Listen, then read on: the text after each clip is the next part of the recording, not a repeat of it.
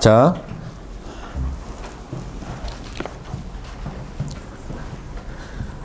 이런 연구도 우리끼리 그냥 재미로 하는 거로 끝내지 마시고요. 올 한 해, 진짜 올 한 해는 운이 좋아요. 자축인묘 진사오미 신유년에서, 신유년은요, 요즘 뭐 이런 말도 막 못 쓰게 하더라고요. 병신년이라고 해서. 병신. 이게 아주 좋아요, 병신이. 병신년. 이 병은 이 집 안으로 태양이 그대로 들어온, 집 안에 태양이 꽉 들어찬 겁니다. 양기가 제일 충천할 때예요. 병, 갑을병정에서 병이. 신은요, 요게 벼락입니다, 벼락. 벼락인데 단순히 벼락의 의미를 취한 게 아니고, 이게 원래 벼락이 이렇게 칠 때 사람이 손을 가지고 꼭 펴고 있는 것 같다고 해서 펼신자예요. 펼신자. 쭉 펴다. 물건을 펴내다. 근데 이게 뭔 의미냐면 손이 그려져 있죠. 손으로 물건을 창조해서 인출한다고 하죠. 인출기라고 그러죠. 이게 옛날부터 쓰던 말입니다. 인출해낸다. 신이라는 게 뭔지 아세요? 신이? 그래서 신 할 때 이걸 쓴 겁니다. 이게 윗상자고 하늘에서 은총을 내려서 보이지 않는 힘으로 만물을 인출해내는 존재를 신이라고 합니다. 만물을 창조해내는 거예요. 끝없이 나오게. 그럼 이 신이 뭔 의미인지 아시겠죠? 그래서 이때 이게 왜 원숭이인지 아시겠어요? 동물 중에 손을 사람처럼 쓸 줄 아는 게 원숭이거든요. 손이 그려져 있죠. 그게 왜 가을에 있겠습니까? 가을은 열매 맺는 곳, 결실 맺는 곳. 손을 써서 물건을 창조해내는 곳이에요. 이해되시죠? 양기가 충만하고 물건을 만들어내는 에너지입니다. 병신이. 좀 이상해요. 손을 잘 써서 병신이에요. 그래서 이 의미는 이렇게 돼 있어요. 이해되시죠? 올해 뭘 해야겠습니까? 결실을 맺고 창조해내는 겁니다. 뭔가. 우리가 그동안 추진했던 일에서 양기가요, 진사오미를 통해 양기가 이제 갈 때까지 갔다가 늦여름을 지나서 가을로 들어오면서 그동안의 작업이 결실을 맺는 해예요. 여러분 하시는 일도 다 결실을 맺는 방향으로 추진해 보시고, 나란 일도 그러길 바라고, 특히 저희는 학당 일을 진사오미에 맞춰서 진사년간 유튜브 엄청 뿌려봤어요. 오미년에요. 실제로 그게 이제 각 가정에 침투하는 걸 봤습니다.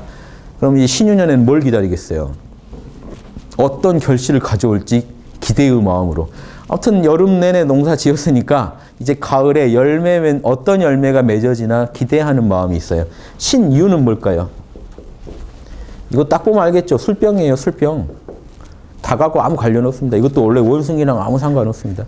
신유에 그 동물을 붙인 건 이유가 있어요. 이유는요, 술이에요, 술. 술이 완전히 익은 술. 가을에 완전히 만물이 이제 결실을 맺는다는 겁니다. 근데 이걸 왜 닭이라고 했냐? 가을에 그 에너지가, 결실을 맺는 에너지는요, 온화하지 않아요. 추상 같아요. 닭 보면 좀 무섭죠? 그 에너지를 가지고 닭이라고 한 겁니다.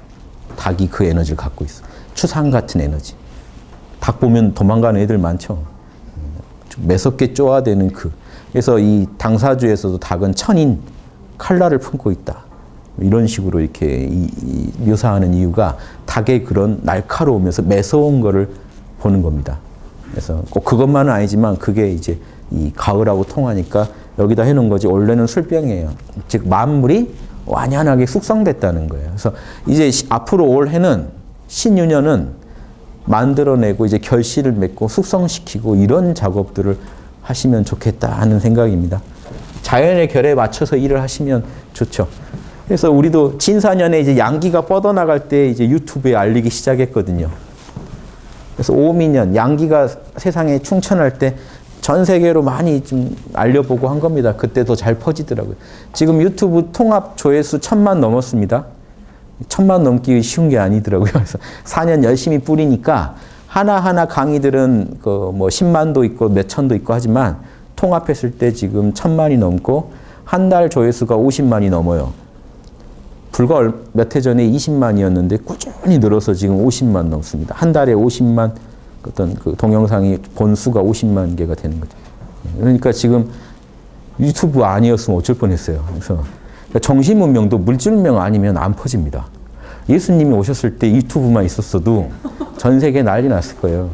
그러니까 이게 안 돼요. 이게 아무리 그 성인이 뛰어나셔도 지구의 그 당시 카르마, 인과의 조건이 돼 있어야 그 결과를 누리는데 지금 여러분 엄청난 결과를 누릴 수 있는 시대에 왔어요. 대신에 아주 위태하기도 하죠. 정신문명이 방향을 못 잡아주면 완전히 산으로 갈 수도 있고 파멸로 갈 수도 있는데 그만큼 물질명이 엄청나게 발전하고 있어요. 좀 지나면 이제 수술도 안 하고 나노 로봇이 몸 안에 들어가서 필요한 부분만 딱 처리한다는데요. 그러니까 이런 시대로 향해 가고 있단 말이죠. 하루가 다르게. 이때 정신문명이 해야 될 일이 가장 중요하죠. 이때 도가 안 나오고 어떻게 세상이 앞으로 다음 미래를 꿈꾸겠습니까? 이때 성인들이 안 내려오고 배기겠습니까? 그래서 앞으로 지구는요, 이런 어떤 영적 엄청난 진화를, 물질적 진화가 먼저 온 거고 엄청난 영적 진화를 맞이하는 시대로 갈 거예요. 안 그러면 인류는 앞으로 미래가 없거든요. 엄청난 물적 진보가 오죠. 100세 시대라고 하죠. 돈이 있어야 됩니다. 전제를 지금 빼놓고 자꾸 얘기하면서 같이 막 환호하고 샴페인 터트리고 나중에는 재미는 누가 봐요? 돈 있는 사람들이 봐요. 돈 없는 사람들은 이제 돈 때문에 생명까지도 이제 짧아지는 시대로 가요. 더 충격적이죠. 예전에는 같이 못 살았고 같이 잘 살거나 같이 못 살았다면 앞으로는 그 차가 이제 점점 커진다는 거죠. 돈 없는 게 갖는 그 서러움의 내용이요. 훨씬 커진다는 겁니다. 이때 정신문명이 안 들어가면 인류가 찢어져 버리죠. 양극화되면 죽어요. 몸도 양극화되면 죽어요. 배 차고 머리 따뜻하면 죽어요. 조화를 이뤄서 원래 머리는 뜨거운 게 본식이고 배는 찬 게 본식인데 머리가 내려가서 배를 따뜻하게 해야 되고 배가 올라와서 머리를 시원하게 해줘야 살아요. 자연이 그렇게 해놨는데 두 개가 양극화된다는 얘기는요. 점점 소통이 안 되면서 멀어져 간다는. 뜨거워질 대로 뜨거워지고 차가워질 대로 차가워져요. 죽죠. 전체가 다 같이 죽죠. 이걸 생각해야 되는데 그래서 앞으로 대오각성해서 인류가 물질적 진화가 먼저 일어난 거예요. 이거 심각한 얘기입니다. 물질적 진화가 이 정도 있었던 시대가 없어요. 갑자기 엄청나게 진화했습니다. 이거 인류가요 엄청난 도전에 직면했다고 생각하셔야 돼요. 지금 가는 동안엔 정신없이 가고 있는데 물질적 진보가 이 정도 안 이루어졌다는 것도요. 그 전에 그 이유가 있으니까 안 이루어졌겠죠. 지금 갑자기 이렇게 진화가 일어난다. 이거는요, 이거 죽는 얘기일 수도 있어요. 우리 끝나는 얘기일 수도 있고, 우리가 어떻게 하냐에 따라서 진짜 잘 살게 되거나, 진짜 죽거나, 폭망하거나, 아주 그냥 그 대박 나거나 둘 중에 하나의 기로라는 걸 아셔야 돼요. 징조가 이상하다는 거죠. 여기서 이제 어떻게 처신하냐에 따라서 엄청난 결과가 상이한 결과를 맞게 될 수 있는데, 이때를 기해서 모든, 특히 이 조선의 성자들은 다 개벽이 올 거라고 얘기했다고요. 인문 개벽이 온다, 문화 개벽이 온다. 다 개벽이 온다고 얘기했다는 게 희망의 싹을 번 겁니다. 근데 그분들이 똑같이 얘기해요. 먼저 물질 개벽이 온다. 그 다음 정신 개벽이 온다. 요 시나리오를 읽어낸 겁니다. 우주의 시나리오를. 이 길이 예전 어른들도 겁났겠죠. 처음에. 갑자기 물질명이 진보하니까. 그러니까 증산, 강증산만 해도요. 제자한테 이 물질명이 어떻게 된 것 같냐. 하늘이 준 거라서 우리가 잘 써야 될 것 같습니다. 네 말이 맞다. 증산도 경전에도 나옵니다. 원불교에도. 물질이 개벽하니 이제 정신이 개벽해야 된다. 동학에서요. 선천개벽은 물질개벽이고 후천개벽은 인문개벽이 온다. 인신개벽이 온다. 마음개벽이 온다. 먼저 물질개벽 오고 그 다음 마음개벽 온다. 이 얘기를 다 했어요. 그럼 개벽이 언제 오느냐 하니까 전봉준이 지금이다 하고 동학혁명을 일으켰죠. 그때 최시영 선생은 아니라 그랬어요. 지금 아니다. 그때가 언제냐면 만국의 병마가, 만국의 병사와 말이 우리나라 다 들어왔다 나간 뒤에 온다. 6.25를 예언한 겁니다. 그 지금 아니라 그랬습니다. 근데 전봉준 밀고 나갔다. 그때 어마어마한 수가 죽었고 그걸로 조선은 망했고 그때가 엄청난 사건입니다. 동학. 그때 일본군이 들어와서 동학도들을요 얼마나 잔인하게 죽였는지 그것부터 따져야 돼. 일본군이 남경 대학살 저질러서 중국한테 엄청난 또 그 죄를 지었는데 우리나라가 지금 빠뜨리고 얘기하고 있는 게 동학도 그 죽인 걸요 지금 몰라요 잘. 일제 때에만 자꾸 얘기하는데 그 전에 이미 우리나라와 동학도가요 우리나라 그냥 백성들이에요. 새 세상 오길 바랐던 백성들이 어마어마하게 죽었다고요 그때. 추산이 지금 예. 그건 그냥 학살이에요 학살. 왜냐 그때 일본군은요 최신식 총 들고 와서 쐈어요. 탕. 이쪽 국민들은 시천주 조화정을 부면서 뛰어갑니다. 그냥 오합지졸이었죠. 그러니까 이게요 전투력이요 그쪽은 와서 거의 게임하듯이 죽였다는. 그러니까 이것도 아셔야 됩니다. 그러고 조선 망했어요. 그래서 이 우리 민족한테 그때부터 염원했던 게 그런 일을 겪으면서도 개벽을 염원했어요. 이 땅에 올바른 정치가 들어오는 게 개벽이고 개벽이 오면 민중이 다 잘 사는 세상이 올 거다. 되게 정치적입니다. 개벽의 내용이. 인문 개벽이라는 게 문화의 핵심은 정치이기 때문에 사상, 정치, 경제가 조화를 이루어야 되잖아요. 그걸 꿈꿨어요. 그래서 지금 한 100년 훨씬 넘게 150년 정도 개벽을 추구하면서 달려온 게 지금 우리 민족이라 제가 그 우리 민족의 이 카르마거든요. 이 카르마도 풀면서 세계 카르마도 다 긍정적 방향으로 갈 방법이 뭐냐. 세계는 지금 물질개벽을 맞이해서 정신개벽을 목말라 하고 정신개벽 올 거라고 150년 전부터 준비했던 이 조선의 이 카르마가 있고 요게 만나면 둘 다 좋게 일을 끝낼 수도 있는 거 아닙니까? 그럼 그 내용이 있는가 하고 그게 봉호 선생님한테까지 이어진 거예요. 그 개벽 사상이. 그래서 저도 그 개벽 사상을 주장하는 분 제자다 보니까 진짜 개벽에 그러면 무슨 내용이 있어야 되잖아요. 정신 개벽 시킬 내용이 있나? 그게 나온대요, 선생님이. 2014년 되면 나온대요. 그런데 14년 그냥 기다릴 수만 없잖아요. 그래서 그 개벽의 내용이 새로운 전 세계를 가르칠 도덕이 나온대요. 일관되게 동학 때부터 주장해온 내용입니다. 전 세계를 가르칠 도덕이 나온대요. 근데 그때만 해도 제가 20년 전에, 대학 때만 해도 26년 전에, 26년 전이면 제가 고2 때인데 그때 처음 공부를 시작했습니다만 대학 가서 느낀 게 우리 민족이 세계를 가르칠 도덕을 얘기한다고? 안 믿겠어요. 우리 민족부터 잘 살아야지. 우리가 남을 가르칠 도덕을 논할 입장은 지금도 아니죠. 지금 20년이 훨씬 지났지만 지금 생각하는 건 똑같아요. 우리가 가르친다고? 문제는 안 일으키면 다행이지. 근데 그런 마음에서 시작을 했는데 20년 공부를 하다 보니까 지금 한 5, 6년 지났습니다만 답이 나왔잖아요. 양심 노트. 양심만 가르치면 전 세계가 다 행복해지겠다. 답이 나오고 보니까 제가 이제 안 할 수가 없어진 거죠. 이 전 세계 카르마의 조정에, 경영에 우리가 일조할 수 있는 대안이 나왔는데 어떻게 얘기를 안 합니까? 그러던 차에 전 세계에 전할 방법이 없는데 유튜브가 나온 거예요. 물질 개벽이 도와줍니다. 물질이 개벽했기 때문에 지금 전 세계에 스마트폰으로 유튜브로 손쉽게 전할 방법이 나와서 지금 그대로 우리 내용을 뿌렸죠. 그래서요, 유튜브 보시면 댓글 중에 그런 것도 있어요. IT의 이런 변혁을 제일 잘 활용하시는 분 같아요. 막 이런 내용이 즉 유튜브에 허경이 다 돌아다니고 무슨 단학의 요결이 돌아다니고 양심개발의 요결이 돌아다니고 4대 성인들의 가르침 핵심이 돌아다니고 물질개벽이 공허한 이유가 이겁니다. 물질개벽이 여러분 다 깔아놓으면 뭐예요? 거기 안에 컨텐츠의 수준은 정신 문화가 지배하거든요. 정신문화가 뒤떨어진데 물질만 개벽하면요. 그 컨텐츠에 뭐가 돌아다니겠어요? 야동이 돌아다녀요. 자극적인 정말 사람 죽이는 동영상 이런 게 돌아다닙니다.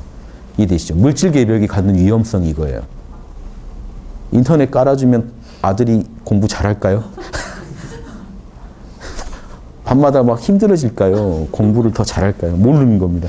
그러니까 정신개벽이 빠진 물질개벽은 죽음으로 가는 길이 될 수도 있어요. 다 그렇다는 게 아니라 그럴 확률이 높다고요. 이때 우리가 더 각오를 다지고 신유년에 우리가 뭔 짓을 해야 되느냐. 유튜브를 통해서 전 세계에 더 양질의 컨텐츠를 정신문화의 핵심을 전하는 컨텐츠를 뿌리면서 우리부터 우리 삶을 그런 식으로 무장해 나가자는 겁니다. 그러면 여러분이 잘나고 제가 잘나서가 아니라 카르마가 그쪽으로 숙성되고 있기 때문에 분명히 결실을 맺는 방향으로 갑니다. 그 힘을, 카르마의 힘을 안 쓰시면 여러분 못 해요. 여러분 다 마음에 안 들죠? 여러분 자신이. 아침형 인간 보니까 지금 돌겠고 다 보니까 부자 되는 습관 하나도 없고 나한테. 건강을 지키는 10가지 상식 하나도 나한테 상식이 아니고 돌아버리겠죠. 내 마음에 안 들어서. 그래도 여러분이 지금 계속 만들어온 카르마를 부정하고 일을 진행할 수는 없습니다. 그 결을 따라 움직여줘야 일이 완성돼요. 우리 민족이 아무리 지금 힘든 시절을 살았고 우리 마음에 안 드는 어떤 짓을 하면서 살아왔다 하더라도요. 그 카르마의 결을 읽어내지 못하고 마구잡이로 수를 둬서는 절대 결과가 안 나요. 현실에서. 그래서 과거에 우리도 다 껴안아야 돼요. 잘한 건 잘했다. 못한 건 못했다. 뭐로? 양심 성찰로요. 양심 성찰만이 보편성을 갖게 해줍니다. 우리가 우리 과거를요. 보편적으로 반성하고 나면요.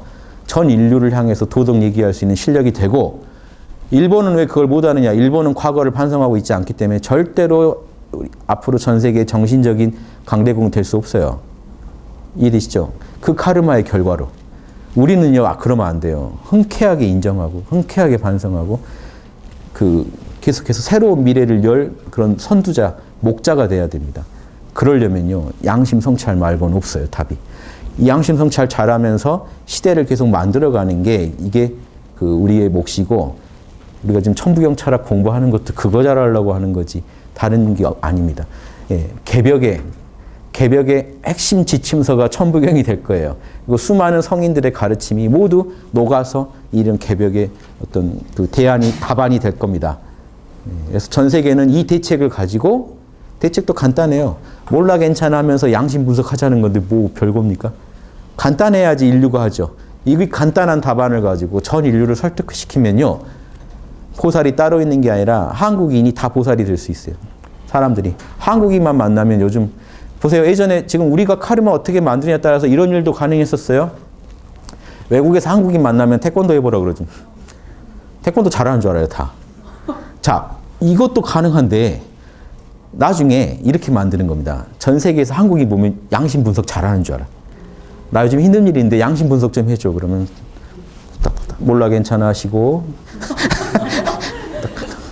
6가지만 기술 구사해 줬더니 외국인이 너무 좋아하고 자명해졌다 그러면, 그게 앞으로 우리가 해야 될 일이에요. 이게 국위선양에서 제일 좋은 길이고, 한국인이 이런 고급 문화를 가진 민족으로 여러분 외국인들한테 받아들여지면요, 전쟁 날 것도 막습니다. 한국인 못 건들게 외국이 막아줘요. 티벳이 그 작은 나라도 망해버린 나라인데 전 세계에서 보호받습니다. 그래도 티벳 문화가 다 보호받아요. 고급 문화니까 인류가 없애고 싶지 않은 거예요. 고급 문화라는 걸로 설득을 못 하시면요, 한반도 이거 지금 얼마나 위기인데요. 일본, 아베 이상하죠. 지금 러시아 이상하죠. 중국 이상하죠. 미국도 사실은 지금 언제 어떻게 나올지 모른답니다. 자기 이권에 따라 어떻게 움직일지 몰라요. 자기 나라 총기도 규제 못하는 나라예요. 대통령이 울어도 이게 안 돼요. 이제 뭐 홈쇼핑으로 총기 판다던데요. 그렇게 하려고 한다고 그러더라고요. 그러니까 이런 현실에서 정신개벽의 귀함이라는 거는 아무리 얘기해도 이게 뭐 소홀할 게 없죠. 우리가 한번 이걸로 한번 추진해 보자 하는 겁니다. 그래서 오늘은 이상하게 신년이라 진도보다 이런 얘기가 많은데 이런 얘기가 더 재밌으시죠? 그래서 예. 이렇게 하자는 겁니다. 진도 나갈게요. 뭔가 이렇게 막 속에서 올라오는 게 많네요. 저도 한번 지켜봐 주세요. 뭐냐면 한 사람이 저렇게 자꾸 막 발광을 하면 어떻게 되나. 한 사람이 계속 발광을 하면 세계가 어떻게 변하나. 이것도 한번 제 관심사예요. 실험기. 제가 계속 밥 먹고 이 생각만 하면서 계속 이 짓을 하면 죽을 때까지 세계에 어떤 긍정적 영향을 줄 수 있나. 부정적인 부분도 있겠지만 긍정적인 부분이 또 얼마나 커질까. 이런 거 제가 관심사입니다. 옛날 성인들도 다 그거 실험하신 분들이에요. 제가 그분들 글을 읽다가 그렇게 안 살 수 없게 돼서 따라 해보는 거예요. 제 취미가 고전 따라하기라 고전을 다 봤더니 다 그렇게 사시는 거예요. 그래서 제 취미가 그거다 보니까 그쪽 오타쿠라 그러면 무슨 일이 있어도 그건 해야지 제가 산 보람이 있기 때문에 해보는 거예요. 같이. 그러면서 제가 권해보는 거예요. 아무래도 혼자 하는 거는 별로 힘이 약할 것 같아. 같이 하면 또 어떨까? 이 실험을 같이 해보고 싶어서 지금 이렇게 계속 권해드리는 겁니다. 이거는요, 남녀노소 누구나 가능해요. 나는 뭐 학력이 짧아서 그런 거 없어요. 양심 없는 사람 없거든요. 양심 있으면 다 도전할 수 있는 취미고, 이 취미만 여러분 아주 오타쿠가 돼서 즐기시면 여러분 가정이 변하고 나라가 변하고 인류가 답을 찾을 수 있는 그런 엄청난 업을 지을 수 있는 취미라 권해보는 겁니다. 예, 여기까지 할게요. 그 다음. 자, 사람 안에서 천지가 하나 된다. 이 얘기하고 있었죠. 인간은 본래 하늘과 땅의 중심이 되니 본성에 통하고 공덕을 원만하게 닦을수록 도덕이 잘 닦여갈수록 도덕은 간단합니다. 여러분 어려서부터 도덕을 듣지만 도덕을 정확히 모르고 살기 쉬워요. 참나 자체가 사실은 도예요. 도예요. 엄밀히 말하면 참나가 명령하는 것, 참나 안에 새겨진 우주의 법칙이 도죠. 도라는 건 길입니다. 온 우주가 그 길을 따라야 돼요. 기독교적으로 말하면 하나님의 법이 도예요. 하나님이 계시면 하나님의 법이 있겠죠. 그래서 근데 결국은 하나님이 법이라고 말해도 되잖아요. 하나님 결국 뜻대로 우리가 가야 되는 게 길이니까 이 참나가 그대로 도고 엄밀히 말하면 참나 안에 새겨져 있는 사실은 선천적인 프로그램이 도예요. 이 도를 알아야 에고가 어떻게 살지가 나옵니다. 그러면 내가 이렇게 생각하는 건 옳은 건지 그른 건지가 판단이 돼요. 도를 아니까. 도를 알고 생각으로 감정으로 오감으로 자신을 표현하면은 그걸 덕이라고 합니다. 덕이 이루어집니다. 덕은 보세요. 행할 행자 플러스 고들직자의 직심, 양심입니다. 고든 마음을 실천하는 게 덕이에요. 요 위에가 고들직자예요. 그래서 실제로 한자 사전 찾으시면 이렇게 된 것도 있습니다. 예, 이렇게 덕의 고자 해서 이렇게 써 있습니다. 원래 이게 덕자예요. 직심, 정직한 마음, 올곧은 마음을 실천하는 거예요. 도는 길이고요. 우리가 가야 될 길이고 그 길을 실제로 걷는 거는 덕이라고 합니다. 도덕 중에 하나만 빠져도 안 돼요. 그래서 중용에서는 지극한 덕이 아니면 지극한 도가 모이지 않는다 이 말을 하는 게 여러분이 안 해버리시면 도는 우주에 꽉 차 있어요. 예수님 말씀 생각해 보세요. 하늘에서와 같이 하늘에서는 이미 아버지의 뜻이 이루어지고 있어요. 그러니까 도의 세계에서 문제가 아닌데 덕의 세계에서 문제가 돼요. 땅에서도 이루어지게 하겠다는 건 땅에서는 안 이루어지고 있다는 거죠. 그러니까 이 땅에서 구현하는 걸 덕이라고 합니다. 하늘에서 이미 구현되어 있는 그거를 도라고 하고. 그래서 도덕을 여러분 닦으셔야 되는 게 결국은 성통공안을 말하는 겁니다. 내 본성을 정확히 알아가지고 도를 정확히 이해하고 공덕을 완수한다. 내가 사는 곳에서 생각, 말, 행동으로 사랑과 지혜와 능력을 그 안에 담아서 덕을 완수하겠다 이겁니다. 인간 안에서 도덕이 결국은 도가 하늘이고 덕이 땅이기 때문에 인간 안에서 천지가 하나 되어 이건 도덕이 하나가 된다는 얘기죠. 조화를 이루며 작용하게 된다. 이렇게 이루어진 하나는 사실 일곱으로 묘하게 불어난 하나이며 자 인간 안에서 천지가 하나 되면요. 그거는요. 수리적으로 말하면 자 보세요. 오한극 아닙니까? 수리적으로 말하면 보세요. 요거는 이치적으로 말하니까 오한극 하면 되지만 현실 세계에서는요.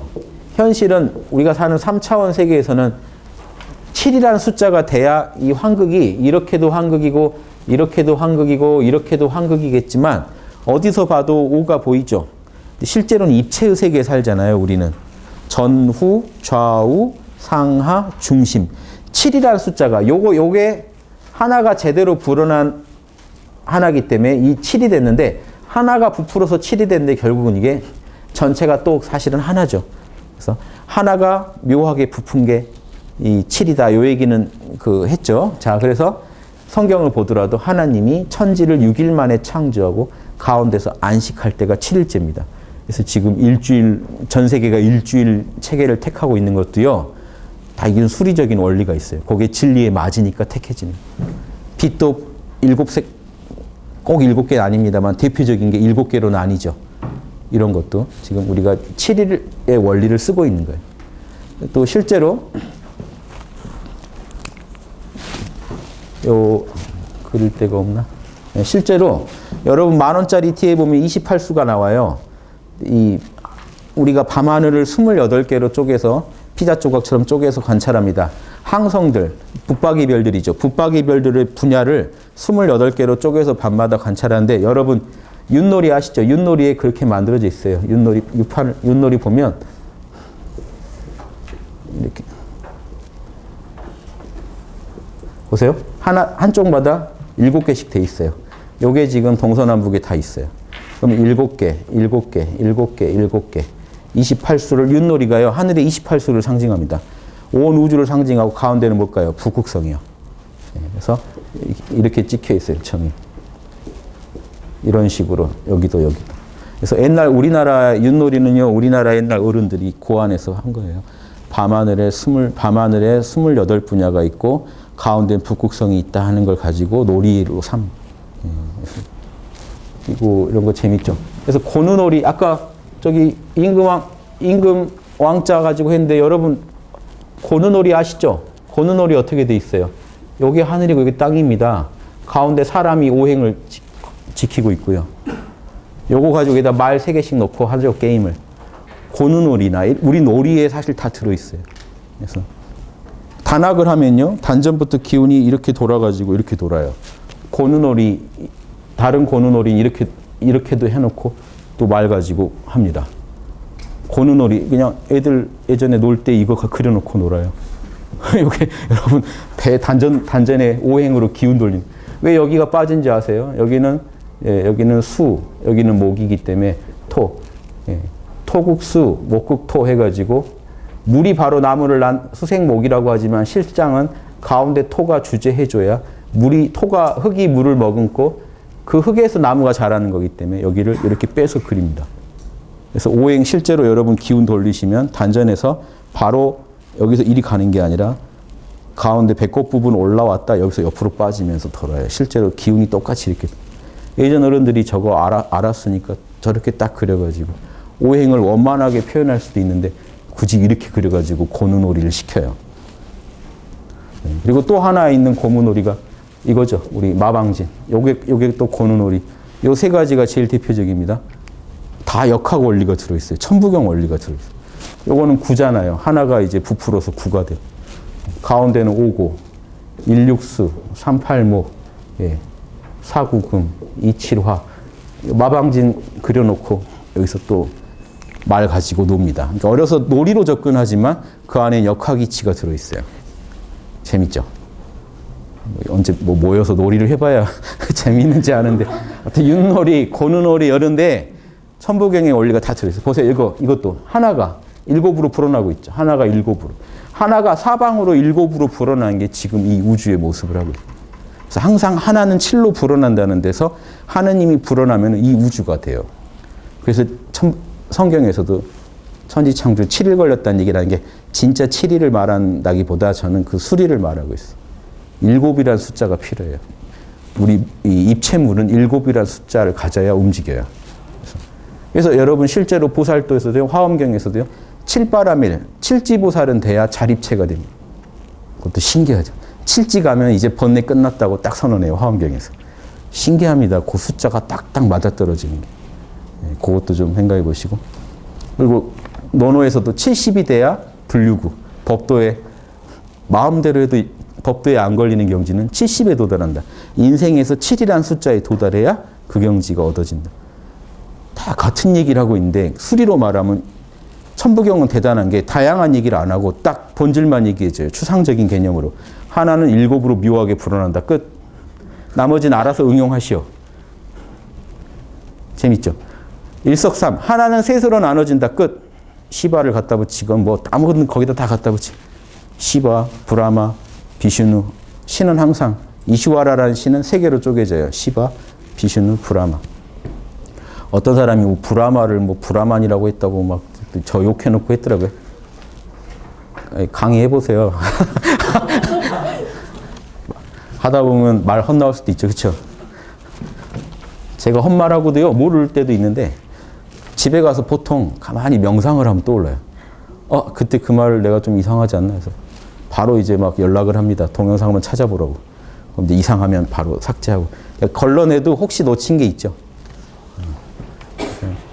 그런데 집착하지 마시고 핵심을 잘 이해해 보세요. 자, 이렇게 우리 민족에 깊이 들어와서 사실은 활용되고 있던 겁니다. 이것도 아셔야 돼요. 우리 민족은요, 대단한 민족이에요.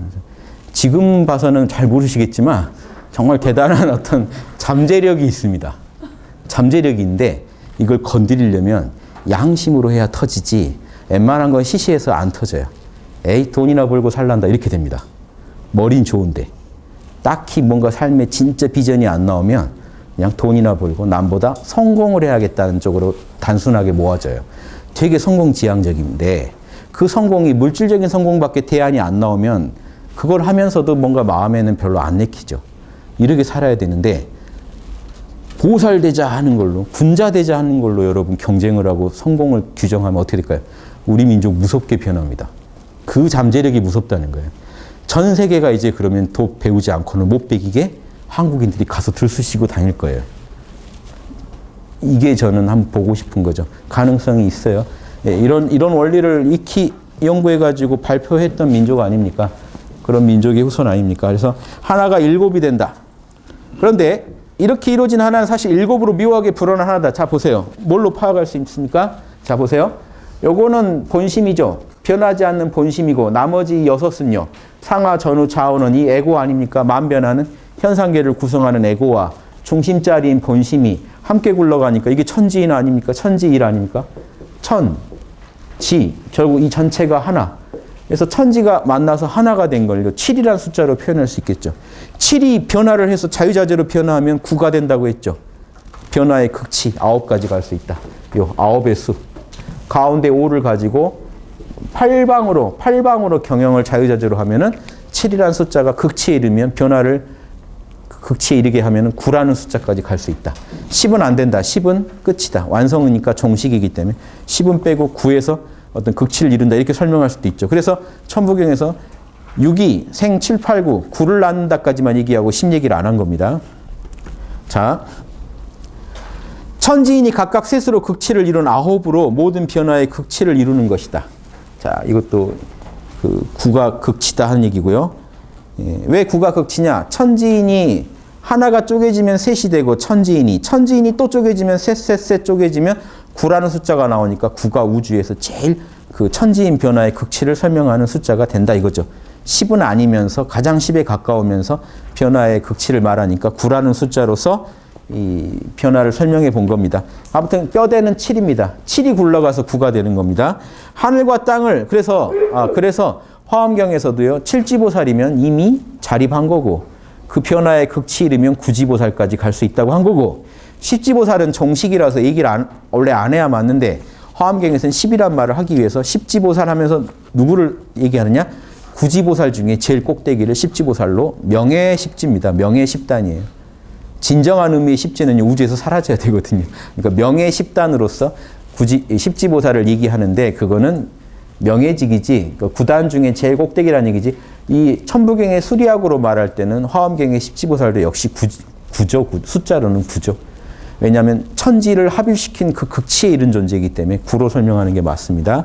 자, 하늘과 땅을 인간 안에서 하나로 합하여 온전한 하나를 이루게 되면 불변하는 하늘과 하나로 합하게 되어 영원히 변치 않는 본심을 온전히 찾게 되고, 지금 같은 말을 또 살짝 바꿔서 또 해보는 거예요. 천지 합일에 대해서. 만변하는 땅과 하나로 합하여 변화하는 시공간 안에서 생각, 감정, 오감으로 자 영원한 본심을 온전히 찾게 되고요. 땅과 하나로 합하여서 어떤 짓을 하느냐 보세요. 하늘과 합하여서는 본심을 되찾게 되고 땅과 합하여서는 생각, 감정, 오감을 가지고 자 셋으로 설명해 봤어요. 천부경 원리대로 생각, 감정, 오감이 천지인에 해당됩니다. 요게요. 여기서는 생각이 천이에요. 가장 맑아요. 오감이 제일 탁해요. 감정이 중간 거예요. 그래서 상단전은 생각을 맡고 중단전인 심장 차크라는 감정을 맡고 하단전은요 몸의 힘을 맡습니다. 에너지를 맡아요. 이 원리가 다 통합니다. 그래서 애니어그램에서도 상단전은 머리형, 지성, 가슴형, 감성, 장형 이쪽은 이제 힘이죠, 배심이죠. 이렇게 얘기하는 겁니다.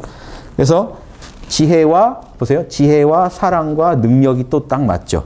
생각, 감정, 오감으로 지혜, 생각을 가지고 잘 굴리면 지혜가 되고 감정을 잘 굴리면 사랑이 되고 오감을 잘 굴리면 능력이 되죠. 지혜와 사랑과 능력을 또 하늘은 때와 땅의 장소와 사람의 관계 속에서 부리게 된다. 너무 정합적이고 그럴싸하죠. 그래서 이게 하나에서 셋이 되는 원리를 그대로 써서 한번 표현해 본 겁니다. 이해되시죠? 자, 여러분 이제 어떻게 사셔야 돼요? 늘 몰라 괜찮아를 통해 본성을 되찾고 양심 분석을 통해 생각, 감정, 오감을 지혜와 사랑과 능력으로 즉 육바라밀입니다. 통합해서 말하면 육바라밀로 쓰되 언제 어디서 쓰느냐? 때와 장소에 맞게 그리고 그 사람 인간관계에 맞게 쓰시면 된다는 겁니다. 이거를 여러분 목표로 삼으셔야지 우주에서의 초월 이런 거는 천부경에서 말하고 있는 그 목표가 아니에요. 그건 인도인들만의 목표였지 보편적인 목표가 될 수 없습니다. 하늘과 땅과 하나 된 사람은 자신을 닫고 남을 돕기 위해 만번 오고 만번 가면서도 만왕말래라고 했잖아요. 이 에고의 세계는요 끝없이 태어나게 돼 있습니다. 자, 이게 진짜 재밌는 얘기인데요. 이 느낌을 잘 받으시길 바라요. 참나는 변치 않는 자리입니다. 지금 여러분 마음에서 참나 자리 느껴지세요? 생각, 감정, 오감에 넘어서 있는 그 나라는 존재 자체는 안 변해요. 이거 알아내시면요, 여러분 통곡하셔야 돼요. 이 자리를 모르고 내가 살아왔다니. 생각, 감정, 오감을 알아차리고 있는 이 자리는요, 하느님 자리고 여러분 안에 있는 신이고요. 그 자리가 양심 자리예요. 조선 선비들이 양심 뭐라고 설명인지 아세요? 허령지각이라고 설명했어요. 허령지각. 텅 비어서 신령하게 알아차리고 있다. 그게 양심이에요. 후천적으로 우리가 도덕이니 뭐니 따지는 건 다 후천적인 얘기고 그 전에 선천적으로 알아차리고 있는 자리여야 돼요. 그러니까 여러분 지금 생각, 감정, 오감을 보세요. 몰라 해보세요. 몰라. 이름도 모르겠다. 내 이름도 모르겠다. 눈 감고 하셔도 되고 뜨고 하셔도 상관없습니다. 모르겠다. 알아차리고 있는 나 자신은 있죠. 생각, 감정, 오감이 일어나고 사라집니다. 마음의 대상들이에요. 어떻게 보면. 근데 알아차린 자는 안 사라져요. 여러분 거기가 우주의 창조주 자리입니다. 왜 그런지 아세요? 여러분이 사는 우주는 여러분 마음의 존재예요. 생각, 감정, 오감 다 여러분 마음이죠. 그거 빼고 여러분이 아는 우주는 없습니다. 누가 와서 자꾸 나를 송곳으로 찔러요. 그 송곳도 여러분 촉감과 시각과 이런 그 감촉과 이런 오감 정보와 생각, 감정이 만나서 여러분 마음 안에서 그게 존재하는 거지, 객관적인 송곳을 우리가 보는 건 아니라고요. 그게 없다는 게 아니라 우리가 느끼고 보고 하는 송곳은 내 오감 안에 들어온 거고 내 감정 안에 들어온 거고 내 생각 안에 들어온 것들이에요. 최근에 일본 분이 쓰신 책인데 정말 잘 썼어요. 마음의 비밀이란 책인데 유식학 책이에요. 1인 1우주론을 주장하는, 유식학의 당연한 결론입니다. 한 사람당 한 우주를 자기가 구성하고 있다. 왜냐? 우리가 겪는 모든 거는 오감부터 모든 생각, 감정은 다 우리 마음에만 있기 때문에, 온 우주는 우리 마음에 있기 때문에, 우리가 느끼고 경험하는 우주는 우리 마음에만 있어요. 재밌죠? 우리는 우리 마음으로 우주를 경험하니까 존재하는 모든 거는 마음에 있고, 마음의 뿌리인 참나가 우주의 뿌리란 말도 성립하죠. 여러분 매일 매 순간 우주의 뿌리 만나시나요? 그게 여러분 본심을 되찾는 겁니다. 그리고 우주 안에서 제대로 여러분 마음을 쓰시나요? 성통공안 하셔서 지덕체에 맞게 대덕태에 대력하게 여러분 마음을 육바라밀에 맞게 쓰고 계시나요? 이게요, 우주를, 천지를 바로잡는 일이에요. 여러분의 우주를 바로잡는 일이에요. 천지는 우주죠. 여러분의 우주가 바로잡혀지려면요, 성통공안 안 할 도리가 없어요. 요거를요, 전 세계 모든 성자들이 다 깨달은 내용입니다. 공부 조금만 들어가면요, 마음의 문제라는 걸 알아요. 다 알아요. 왜냐? 여러분 명상 조금만 잘 돼도요, 눈앞에 별의 별게 다 나옵니다.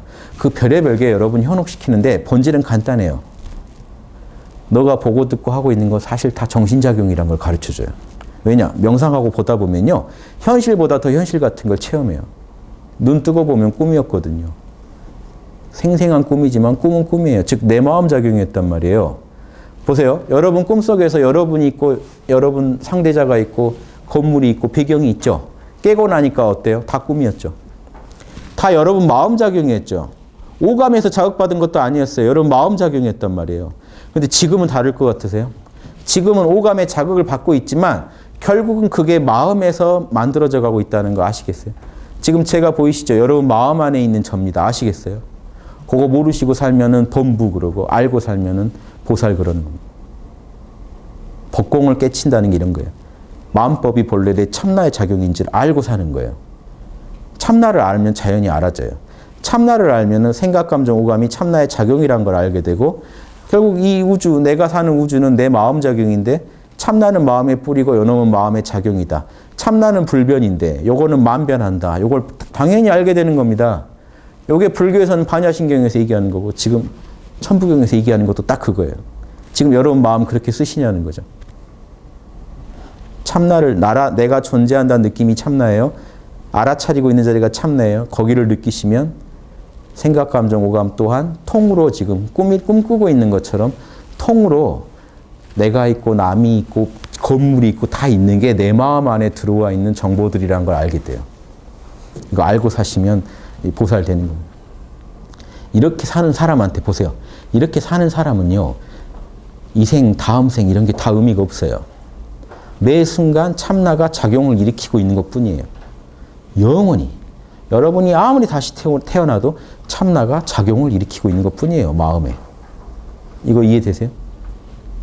결국 다음 생, 이 보살은 다음 생, 이런 군자는 다음 생을 신경 쓰는 게 이번 생에 내 참나와 천지를 잘 조화시킬 생각만 합니다. 이번 생에 지금 이 순간에 내 참나가 온전하게 생각, 감정, 오감으로 발현되게 돕는 그 작업밖에 관심 없어요. 영원히 이럴 거기 때문에 태어나니 많이도 관심 없어요.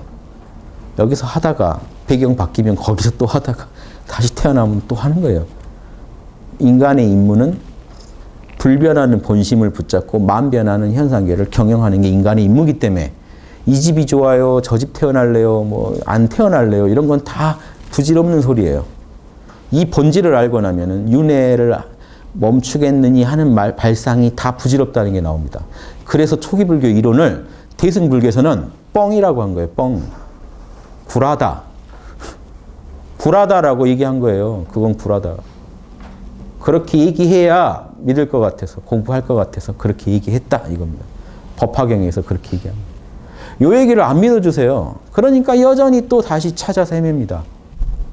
지금 이 간단한 진리를 못 받아들이시면서 그래서 책으로 뒤지면 뭐가 나와요? 분별심만 치성해지죠. 이해되십니까? 이 간단한 진리도 이해 못하는 분들이 참나가 아트만이니 힌두교니 떠들면 뭐합니까? 아트만 구경이나 하고 떠드는 겁니다. 제가 장담하건대 그런 분이 아트만만 만나도 그분 바로 목에 힘들어갑니다. 내가 도를 얻었느니 하면서 장담합니다. 아트만 요구하는 분이 아트만 수차만 봐도 난리 납니다. 아트만이 어떤 거. 기 부정하시는 분 단전에 길만 나면 난리 납니다. 기 부정하는 의사분이라도 현대의학에서 기는 심리적인 거고 제가 장담하건대 단전 뛰면 난리 나실 겁니다. 저는 그런 분들 말싸움하는 거 안 즐겨요. 빨리 수련 권해서 그냥 깨어나게 하고 빨리 단전 따뜻하게 해드리고 끝내지 말을 하면 끝이 없어요. 담전은 심리적인 거고 기운도 심리적이고 근데 몸 안에 기운 쓱 내려가면요 난리 나요. 남들 다 경험했는데도 막 난리 나요. 내 거 보라고. 이해되세요? 예, 이게 간단해요. 사람 에고가 다 그렇게 굴러가요. 그러니까 엄한데 아르마리로 싸우지 마시고 제가 지금 설명드린 요거를 빨리 채워보세요. 여러분 삶에 빨리 실험을 통해 받아들이세요. 어려운 얘기도 아니고 무슨 신앙이 필요한 것도 아닌데요. 우리 이렇게 살아가고 있어요. 지금. 살아가는 소식을 빨리 파악하시라고요. 어떻게 살고 있는지. 찰나찰나 여러분 돌아가시는 거 아세요? 5분 전 거 여러분 지금 뭐 했는지도 몰라요. 금방금방 생각, 감정, 오감 바뀐다는 얘기는요. 금방금방 내려놓고서 다음 그 순간만을 살아가고 계세요. 이미 그렇게 살고 있는데 그런 원리를 얘기하면 낯설어합니다. 이 세상이 무상하다고요? 그렇게 살고 계세요. 내려놓으라고요? 1분 전 거 내려놓지 않았다면 지금 못 삽니다, 여러분. 매일매일 내려놓고 내려놓은 쇠도 없이 순간순간을 자동으로 변하지 않는 나라는 존재와 함께 변하는 생각, 감정, 오감이 자동으로 막 돌아가면서 살고 계시면서 당신 그렇게 살고 있다 그러면 뭐라고요? 저 언제 보셨다고 그러세요? 뭐 이런 식으로 내가 어떻게 사는데 어떻게 하세요? 이런 식으로 싸운단 말이죠. 그렇게 살고 있으면서. 그렇게 사는 건 현실입니다. 자, 여기서 어떻게 살자는 거죠? 이왕 그렇게 사니까 그 결을 보자는 거예요. 무상하게 돌아가고 있어요. 잠시도 안 멈춰요. 그런데 여러분의 존재는 절대 또 변하는 법이 없어요. 현상계는 계속 변해요. 이 두 세계의 만남이 여러분이에요. 그러니까 여러분은 천지가 이미 만나고 있어요. 천지가 함께 굴러가고 있어요. 경영 능력이 문제가 됩니다. 그럼 잘 경영하고 계시느냐는 거죠. 이렇게 모르고 살아서는 잘 경영이 될 리가 없죠. 원리를 알아버리면요. 이제 변화하는 것에 집착 안 합니다. 불변하는 거 안 놓칩니다. 불변하는 거 가지고 걱정 안 해요. 참나가 사라질까 봐 걱정 안 합니다. 또 에고가 이 변하는 것에 대해서 놀라지 않아요. 변화하는 걸 변하지 않는 중심에 서서 경영하고 살 뿐이에요. 무슨 원리대로요? 자연에서 배운 그 원리 그대로 내려놓자. 현상계는 여러분이 아무리 고집부려도 무상하게 흘러갑니다. 그러면 진실을 반야로 파악하고 인욕으로 수용하면서 내려놓으면서 선정으로 깨어서 늘 변하지 않는 참나를 인식하는 건 선정이 할 일이에요.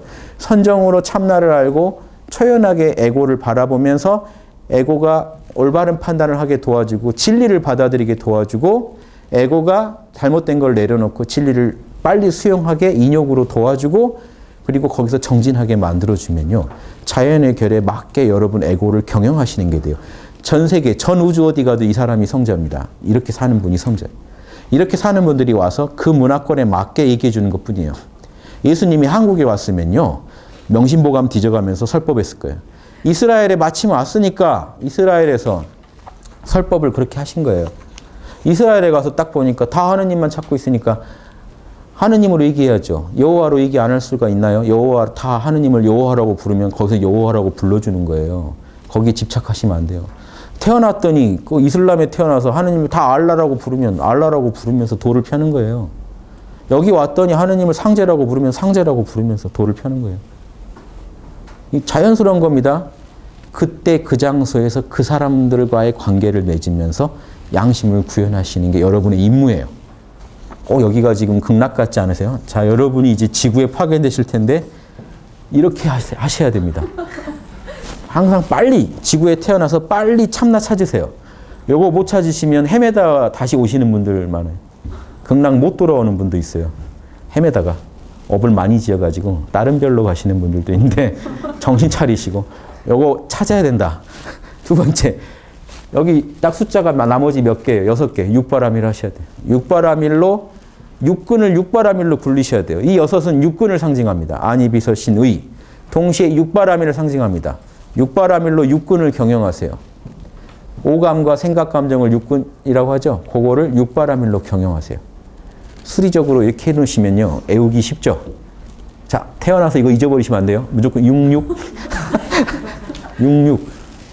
육바라밀 육근, 육바라밀 육근 이러고 돌아가세요. 예, 그 태어나실 때. 딱 태어나서 아기 때 계속 옹알이 할 때도 육바라밀 육근, 육바라밀. 깨어있음, 호흡, 양심 성찰, 깨어있음, 호흡. 이래야 거기서 정신 차리고 부모가 이상해도 정신 차리고 공부합니다. 이해되세요?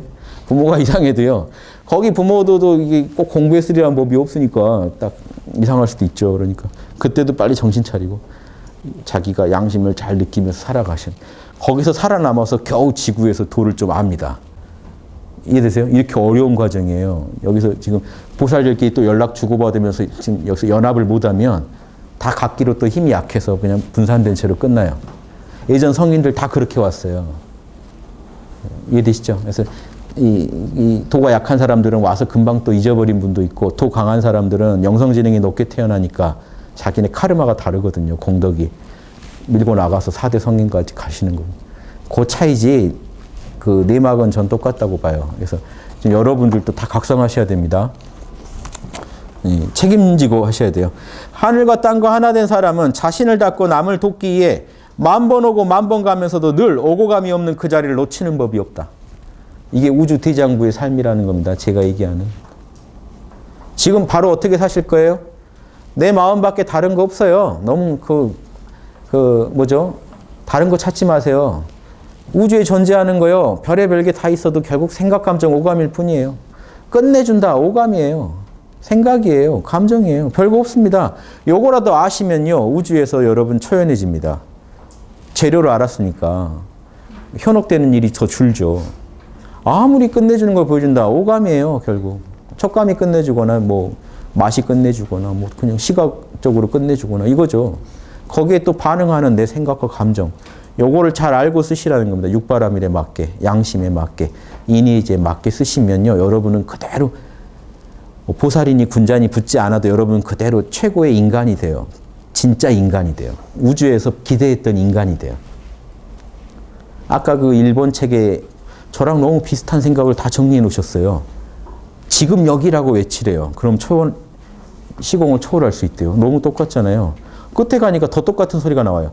나는 직업이 인간이래요. 인간으로 보살로 사는 게 업이래요. 그래서 나는 무직이 될 수 없대요. 너무 똑같지 않아요? 뭐지? 내가 썼나? 하고 학당에 좀 권해드립니다. 그걸 아시면 1급까지 가는 육바라밀 내용은 안 나와요. 근데 법공은 확실히 설명돼 있어요. 유식학 전문가시더라고요. 일본에 나이가 많으신 원로 교수님이세요. 근데 그 번역자도 그걸 썼더라고요. 유식학 학자 중에 단순한 학자가 아니라 수행가시 하신 학자는 드문데 이분이 그런 분이라. 확실히 수행한 분은 설명이 쉬워요.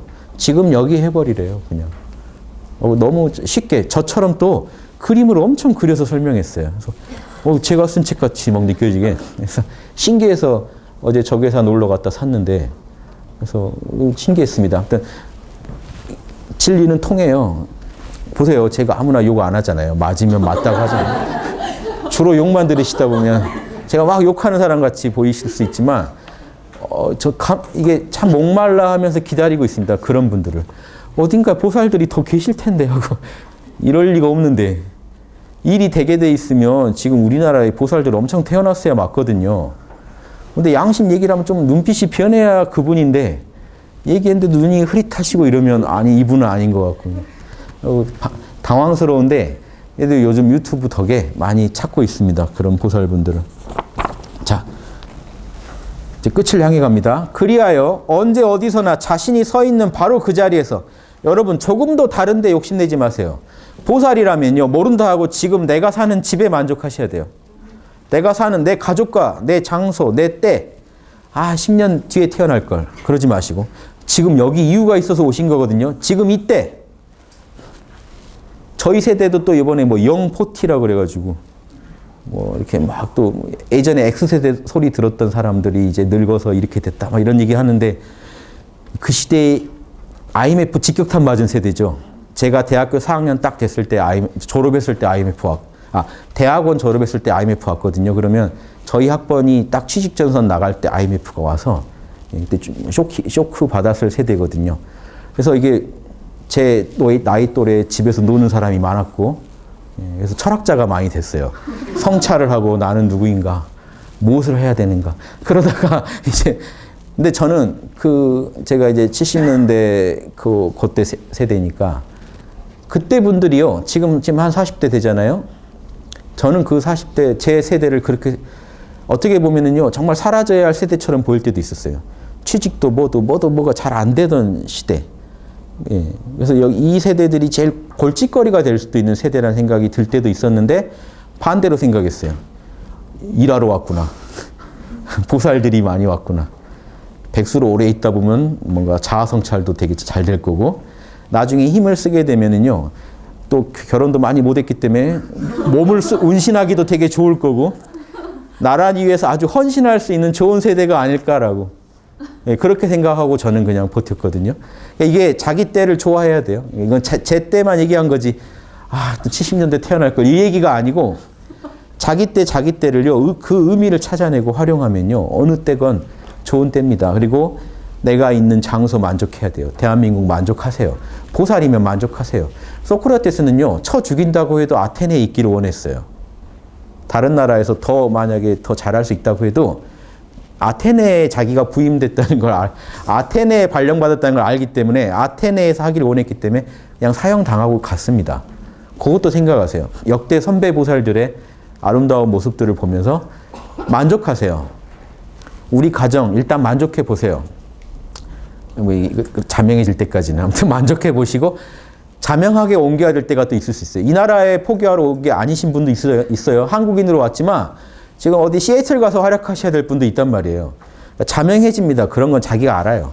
그래서 자명할 때까지는 자기가 있는 곳에 항상 만족하시면서 여기서 자기 차에 만족하시고 자기 스타일에 만족하시고 사세요. 일단 보살이라면. 모든 분한테 권하는 게 아니고 보살이라면 어디에 집중하세요? 아셔야 돼요. 육바라밀을 가지고 경영 능력을 쌓는 데 집중하셔야 돼요. 그게 보살의 핵심이거든요. 보세요. 그러니까 언제 어디서나 자신이 서 있는 바로 그 자리에서 먼저 하세요. 자, 이겁니다. 그럼 난 영원히 여기서 일하라는 겁니까? 아니에요. 그 자리에서 최선을 다하면 발령이 난다니까요. 다음 자로. 그럼 자명해질 때 떠나요. 바이바이 하면서 이 관계가 영원히 안 끝날 것 같죠? 또 끝납니다. 발령 나면요. 서로 또 금방 또 다 각자 잘 살아요. 그러니까 항상 최선을 다하고 최선을 다하지 않으면요. 발령이 잘 안 납니다. 왜냐하면 본인 마음이 자명해지질 않거든요. 근데 최선 다하면요. 빨리 자명해져요. 아니네 하는 것 빨리 알아요. 맞네 하는 것도 빨리 알고 아니네 하는 것도 빨리 알아요.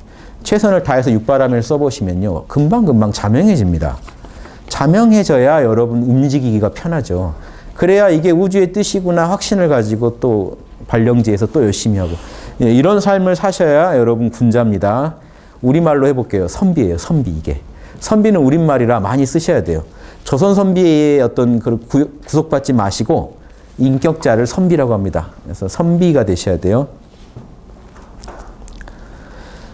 바로 그 자리에서 천지인 하늘 땅 사람과 만물 거기다 만물까지 나를 동물 식물까지 포함해서 만물 그럽니다. 이 만물과 조화를 이루는 가장 균형 잡힌 최고의 선을 실현하니 최고의 선을 실현한다.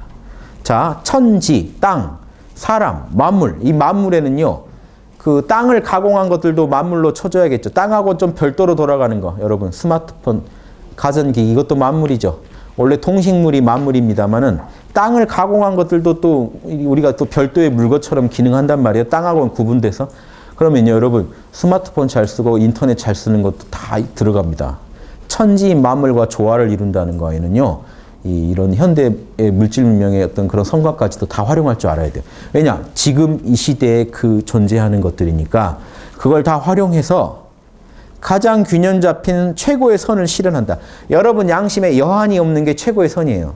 딱 이래야 된다가 아니라 여러분 각자 처지가 다르기 때문에 딱 이래야 된다고 말하기 힘들잖아요. 아무튼 여러분 양심에 유감이 없는 경지까지 가시라는 거예요. 거기서. 역량대로. 역량 따라 다릅니다. 일지보살은 일지의 최선을 다해야 돼요. 이지는 이지의 최선. 이지보살이 일지보살 하는 정도로 하고 만족해버리면 안 돼요. 그것도 장하지만 너는 더 최선을 다할 수 있었지 않느냐 이거 알잖아요. 이거 아주 좋은 말입니다. 시크릿 가든 보셨어요? 그 드라마에 그 현빈이 항상 하는 말 있죠. 보고서 들고 와요. 보지도 않아요. 최선입니까? 하면 갑니다. 보고서를 아예 안 봐요. 자명하지 않잖아요. 이미 이 사람 양심이 찔렸거든요. 최선입니까? 볼 필요도 없다는 겁니다. 아주 그 자명한 방식이에요. 물어보세요. 최선입니까? 그러면 아니란 거 알잖아요. 그럼 더 하셔야 돼요. 아직 최고의 선은 아니에요. 아시죠? 본인이 알잖아요. 시크릿 가든 대박친 드라마죠. 거기 저도 출연했는데 아무튼 푸티프랑스 놀러 갔다가 현빈과 그 길라임이 이렇게 촬영하길래 그 유리창 뒤에서 이렇게 보는데 비키라 그래서 비켰는데 아무튼 유리창이 그림자로 에너지체로 나옵니다. 그때 진짜 되는 일이 없던 때라요. 그때 저기 별똥별님이랑 놀러 갔다 아무튼 그때 찍혔는데 둘이 있다가 찍혔는데 아무튼 그때 진짜 되는 일이 없는데 그 드라마가 대박 나더라고요. 그래서 대박 기운 우리가 뭔가 받지 않을까 그래서 기대하고 있던 기억이 나네요. 아무튼 최선입니까? 확실해요? 이렇게 물어보잖아요. 거기서 그겁니다. 그걸 물어보세요. 자명해요? 자기가 자기한테 물어보는 거죠. 뭔 일 할 때 최선입니까? 그게 자꾸 이게 들리면 함부로 못 하실걸요. 최고의 선은요. 여러분이 알기에 최선인 그거예요. 그걸 하시라는 거예요.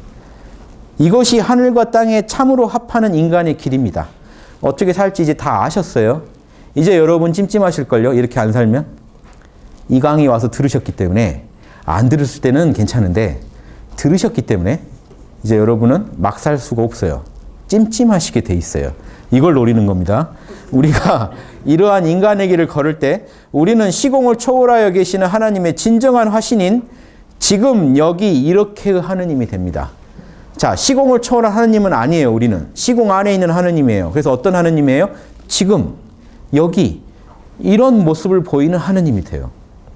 순간순간 하느님으로 사시라는 겁니다. 시공 안에 들어와 있는 하느님으로 사세요. 불교로 말해볼까요? 시공을 초월한 비로자나불이는 아니에요. 우리는 뭐예요? 비로자나불의 화신이에요. 지금 여기 이런 모습의 부처님이 돼야 돼요. 기독교로 얘기할게요. 시공을 초월한 성부 성령은 아니에요. 그런데 우리는 뭐예요? 지금 여기 이렇게 성자의 모습을 가지고 살아가는 겁니다. 현상계에서. 현상계의 하느님이 귀해요. 시공을 초월한 하느님은 이미 계세요. 그러니까 예수님도 와서 땅에서 아버지의 뜻을 구현할 성자, 시공 안에 있는 하느님이 되려고 하신 겁니다. 그 모범이 되셨기 때문에 우리가 하느님이라고 높여드리는 거예요. 예수님도. 성자도 하느님 격이라고 모시는 거예요. 이거 이해되십니까? 불교 같으면요. 비로자나불의 화신이 부처님이에요. 말하고 생각, 감정 갖고 계시지만 그분이 생각, 감정 갖고 계신 부처님이에요. 그렇게 아셔야 돼요. 우리식으로 말하면 육신 가지고 에고 가지신 하늘님이라고요. 그래서 그런 분이 되시라고 여러분, 우리 소수만 되는 게 아니에요. 모두가 돼야지. 인간이면 다 이렇게 돼야 됩니다. 그래서 말씀드린 겁니다. 오늘 뭐 다 너무 빨리 끝날까봐 걱정했다가요. 진도 못 끝냈네요. 그래서 오늘 빨리 끝낼까봐 3일신고까지 미리 준비해 놓고 했는데, 역시 새해라서 그런 겁니다. 새해 첫 강의라 그런 거니까 이해해 주시고, 다음 강의에 천부경, 다음 강의는 필히 이제 3일신고까지 같이 나눠드리고, 천부경 끝내고 3일신고로 이제 이어지겠습니다. 우리 민족의 하느님 사상이 어떤 건지 한번 알아보는 시간을 갖겠습니다. 예, 감사합니다.